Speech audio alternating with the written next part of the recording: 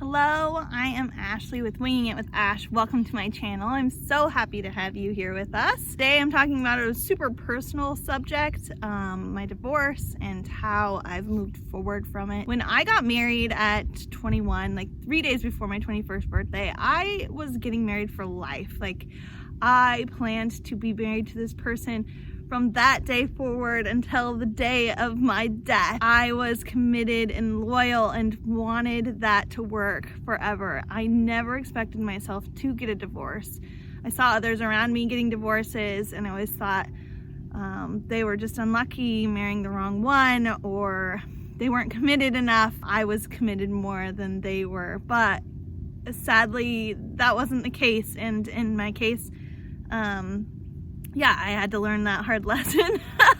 Learning that, divorce does happen and nobody plans for it when they get married. Yeah, it's a really hard thing to go through. It's been 5 months since my divorce has been finalized. It's been 8 months since I have even seen my ex or since we filed for divorce. Everybody's story is different. Everybody's circumstance is different, but that's mine. And since we've gone public with our divorce and what happened in our relationship, I have gotten a lot of messages on Instagram and email, people asking, how am I moving forward? How do you move forward from a divorce? And how do you move forward from a breakup? So many of you have those questions, and I am not a professional. A professional at divorce, yeah, I hope not. But I am definitely not a professional. I just know that I feel healthy now. I feel good now. It was a process for me, and so if that can help just one person going through the same circumstance, to me it's worth sharing my story and sharing how I have been able to move forward through this circumstance and come out joyful and energetic about life and excited about my future, even though it is definitely not the future that I planned for many years ago. It is something brand new and fresh, and if I can help by sharing the process that I've gone through, then I want to be able to do that. I want to be able to use this platform to encourage just one person, just one of you who is struggling right now and who is going through something similar than I have. I'm not sure where to start. I've gone over all my thoughts and my emotions that I felt during that time, and I think that the best place is just to say that when my divorce was imminent, when I knew that I was getting divorced, even before that, I felt like a crazy person.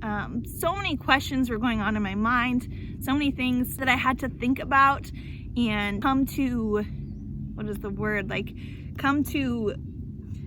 an understanding that this is the way it's going to be. Through that, I cried a lot. I don't know if that's normal, but I felt like I did not have control over my emotions. I don't know that I felt really angry, which I think that a lot of people, like with emotions, you're gonna feel different emotions. Anger was not one of them for me, but sadness, man, a deep sadness definitely took over my heart and my mind, and yeah, I just cried.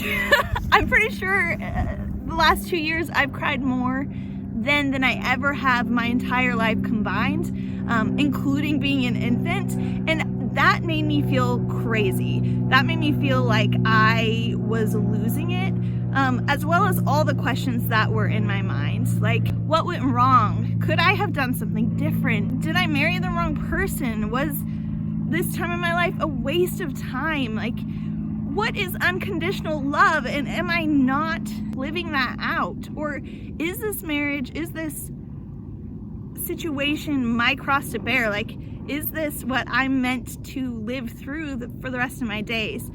These questions are deep questions, and things that when you're going through something difficult, when you have all these emotions where you can't hold it together, those are hard things to question. And so I totally get that. If any of you are going through something similar, I get it. I so get it. It is, I don't want to use bad language, but I would say it's a mind fuck. Your mind is all over the place questioning, and it's really a hard place to be. And while you're going through all this self-reflection, you're also going through anger, and you're going through self-pity, and you're going through humility and loss and heartache. There are so many factors that take part that in your daily life you normally wouldn't have to deal with. But when going through something like a divorce or a breakup, these are things that are a part of your normal daily life that are coming up that you are definitely not used to, you definitely don't know how to deal with. And it's something that doing it alone is not good. One of the main things that I feared, that I was so scared of, was that this deep sadness would take over my life, and that it would be something that I wouldn't be able to overcome. I was so afraid that the joy that I had prior to my situation would never come back. I so easily find the good in things. I so easily find the joy in moments in my day. That was something that didn't come as easily to me, and so yeah, I was so afraid that wouldn't come back. The good news is that months later, I definitely can say that that was not a case. That was more an irrational fear, although at the time it felt very rational. I was very, very fearful that, yeah, I wouldn't have joy again in my life, that I would have just sadness every day. And that was the case for a long period of time. But through all the self-reflection, it has made me a stronger and better person, which is what I want to share with you guys today. So let's not focus on all the bad, although I do feel like it's very important to share that. I get it. I totally understand. I hope that if you're feeling them, you're not going through it alone. Please know that I also completely understand, and I get it. You won't be stuck there. I swear you won't be stuck there. Time does heal. So many people told me that, and I felt like that is literally the worst thing you could be telling me right now, because I don't want to wait.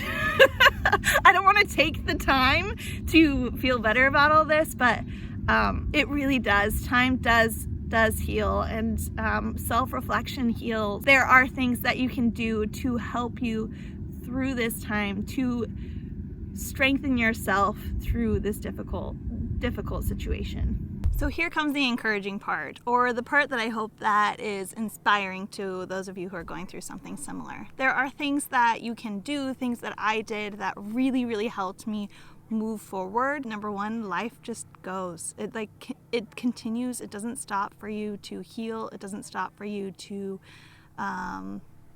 have time. Like, life just keeps going on, and so that for me definitely helped me move forward, because I realized that nothing's stopping for this, so I just need to continue moving forward. One of the things that I did was get around people who support me, my family, my friends. Getting that support was instrumental to me healing and my healing process. My family did allow me to stay at their house. My career was gone in my divorce, and so having to reevaluate all of that, my parents have allowed me to have time to try and figure that out by allowing me to stay at their house, which is not an option for everyone, but for me that was very, very helpful. And then having friends. I got back into church, started making friends at church, doing game nights. Spending time around people was difficult due to not knowing what my emotions are going to be like, but it was so important for me to be around people who shared my beliefs, shared a love for me, and just supported me through my process. For me, my faith has been a huge part of my healing process. Trusting that God has something for me has been instrumental to my healing process, because I can look forward to whatever that is. I actually have no clue what that is, but I'm trusting that it's something amazing.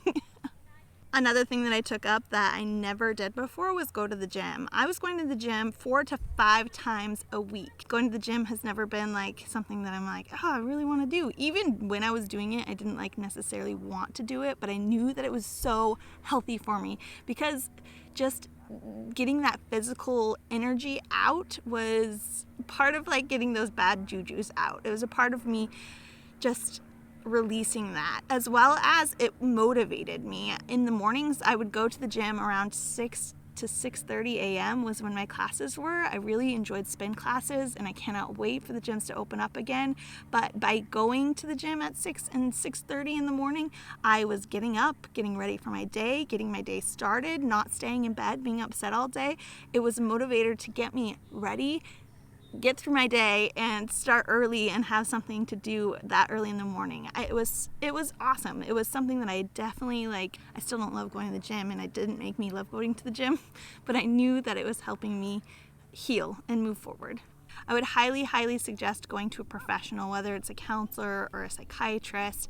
I went to a counselor for about, I think, 5 months, once a week, and it was so helpful for me. I was really thankful for an outside perspective, someone who has seen so many people go through a similar thing and is able to tell me that, yeah, I'm normal, that the process that I'm going through is normal. And for me, like, looking at the stages of grief, everybody is different and not necessarily going through the stages of grief in order. And so to have someone who's a professional telling me, yes, you are moving forward, you are, because sometimes you feel like you're stuck in the mud and you're not moving anywhere, you're not going forward, you're not like making any progress. But to have a professional tell you, yes, you're making progress, this is what I see, and you are moving forward, was very helpful for me, because I myself couldn't see those steps forward. I couldn't necessarily see my healing from my perspective, but to have someone else see it from their perspective and then explain it to me was very helpful, and I'm so thankful for that. It definitely helped me heal, and I highly suggest, not even like going through something like divorce, but in general, having someone just to be able to give you an outside perspective on your life and how you're healing is excellent. Along with the counseling is self-reflection, not focusing on the other person that was in the relationship, but focusing on yourself. How did you do in a relationship? What can you change? How will you better your relationships in the future?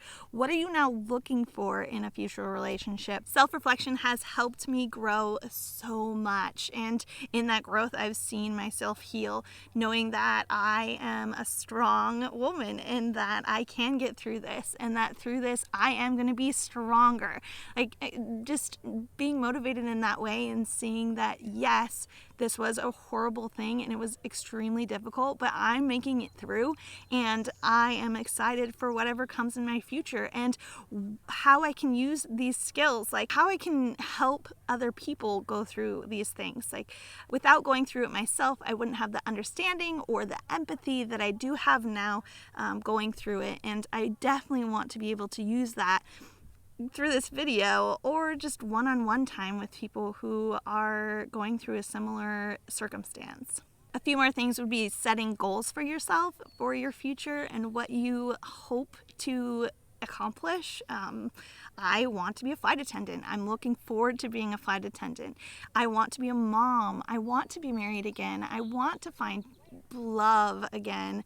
I want to motivate others. Like, so many huge goals that I know I can accomplish myself, and I don't necessarily need someone else to help me accomplish those things. Something that I wish that I had done and I didn't do was journal through the whole experience, through the whole thing. I kept telling myself, I should be journaling. I should be journaling. I have these feelings. I have these thoughts. I wish that I could just put them down on paper so that later in the future I could see the difference between then and now.